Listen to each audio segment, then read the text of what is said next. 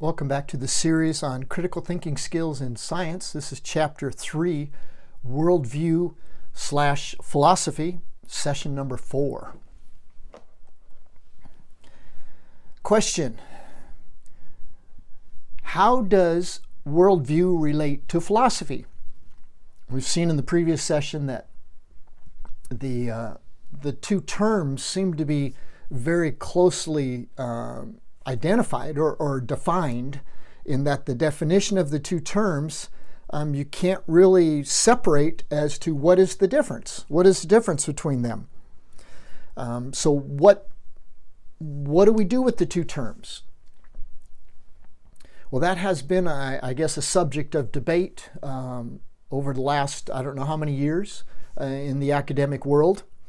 And a gentleman named Albert Wolters, in his title of a work that he published, Weltanschauung in the History of Ideas. And what he published about Weltanschauung did not use a lot of time on explaining the other two Welts in the concept, but what he focused on was Weltanschauung in the history of ideas. And how did that relate to philosophy? Well, he came up with 5 different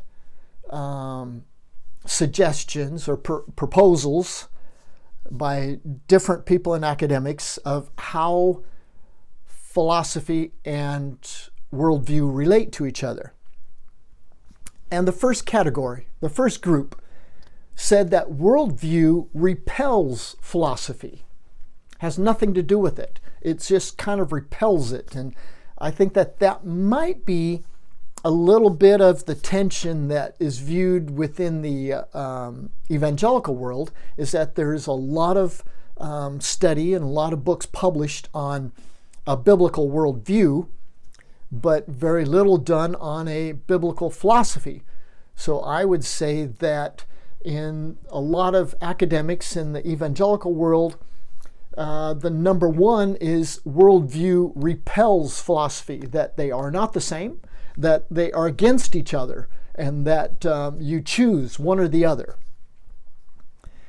The second group says that worldview crowns philosophy.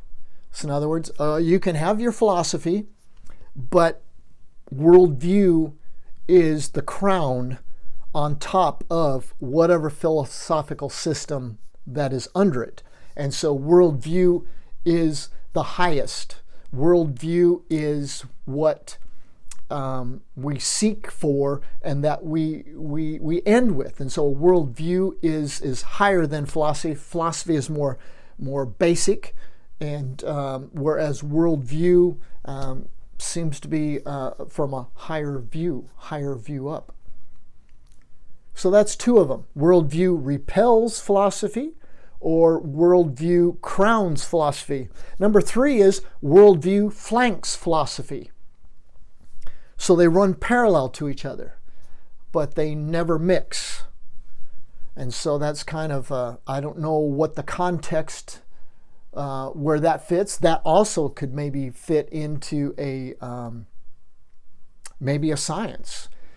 Maybe for Richard Dawkins, you can have a worldview in science, but you cannot have philosophy, because science is separate from philosophy, but somehow you can have a worldview maybe. And so the terms are parallel, and that you can use one and maybe not the other. I don't know.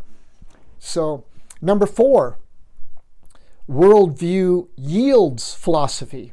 Okay, so now instead of crowning philosophy, it's now kind of the base of philosophy. So you start with worldview and you build a philosophy on top of a developed worldview. So that is yielding a worldview.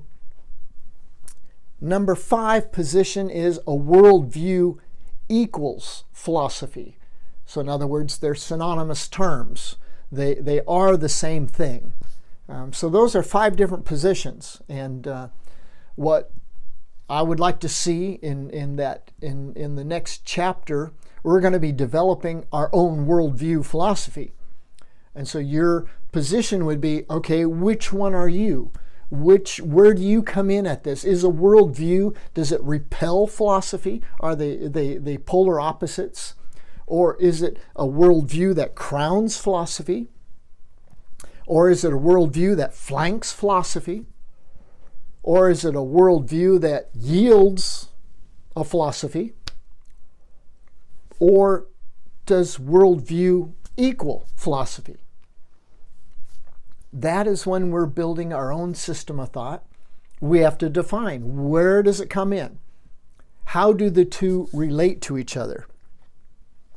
Again, I'm going to step aside, get out of the way so you can see the two definitions again of philosophy and worldview, where it says, in a broad sense, philosophy is an activity people undertake when they seek to understand fundamental truths about themselves, the world in which they live, and their relationship to the world and to each other.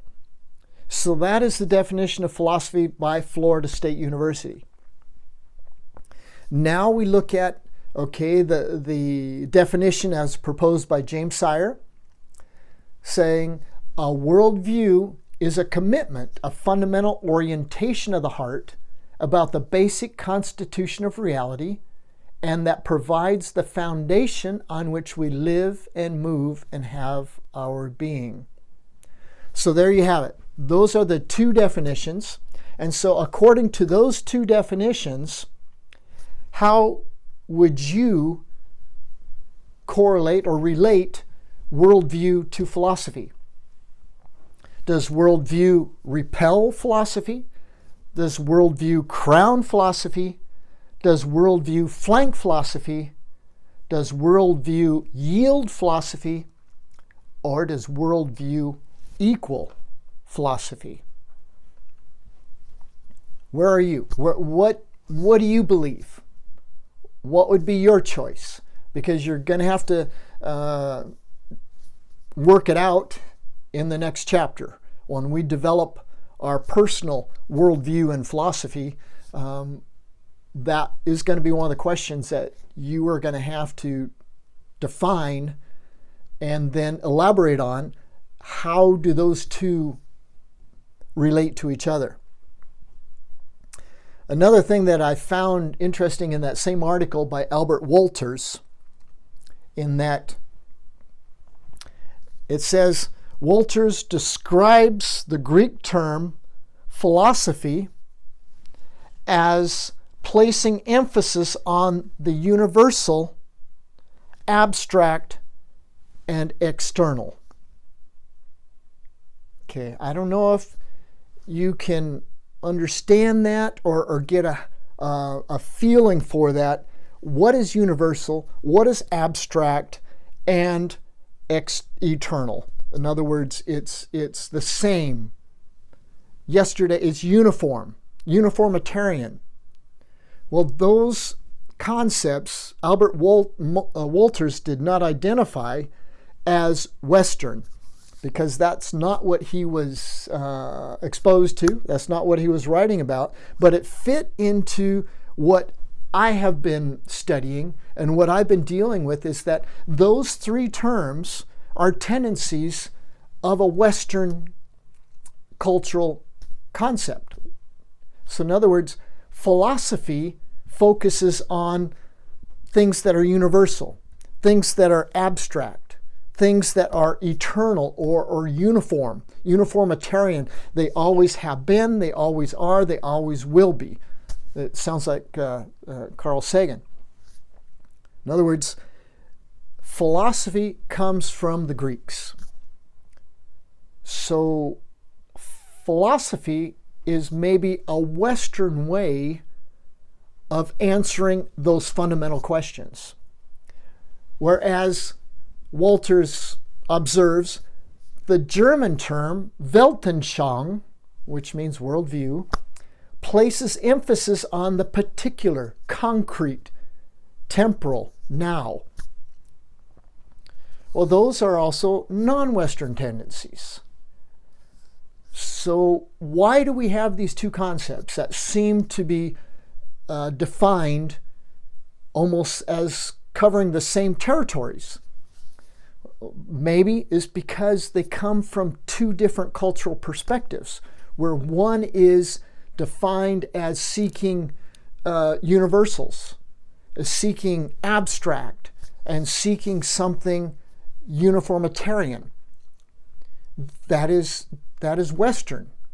That is Western thinking. So a Western thinker would gravitate towards the philosophical system of setting up to define his belief system. Whereas a worldview seems to reflect what Walters observed are the particulars, are the concrete, the temporal, which goes down the list of what we've listed before under cultural characteristics or tendencies, is that is a non-Western cultural tendency. So why do we have two concepts that are very similar to each other? Why do we have worldview? Why do we have philosophy? And my belief system is wasn't in the list of 5 ways to relate worldview to philosophy, but my view is that philosophy represents the Western way of thinking and of answering those questions about life, whereas worldview represents the non-Western concept of answering those same questions about life, about those fundamental basic questions that we ask. What about God? What about what is real? What about life? What happens when we die? All those questions are basic questions, and they are answered in 2 different ways by 2 different cultural perspectives. So now we have the house correlating those 2 perspectives. So we have on the left side, we have epistemology, A, which is the source, the foundation. But before that, we start with Weltbild on the right-hand side, which is including culture. So let's start with Weltbild. And we include culture, include all the experiences, personal experiences that develop into a basic belief system, which then makes a system of thought. That is Weltbild. Well, that is epistemology, because it includes our source of reliable knowledge. Then we go up to Weltanschauung, which is worldview. We're viewing the world through methods. Well, that is epistemology. Number B, which is our methods. What methods do we use to view the world through? And then number 3, we have logic. And logic is applied worldview, an applied Weltanschauung. And then we have the Welt model on the left, and we have axiology on the left, and the Welt model on the right, which is they correspond to each other. Our model reflects our values. And so in other words, our model of science will actually reflect what our real values are of life, where it came from and where it's going, and what are we supposed to do while we're here. So here the house correlates those 2 systems of thought, or those 2 concepts, one philosophy and the other worldview, which is I think they correlate as Western versus non-Western. And what I am doing is adopting the philosophical system, but adding to it the culture, the Weltbild, the developing of the picture that we all come with, that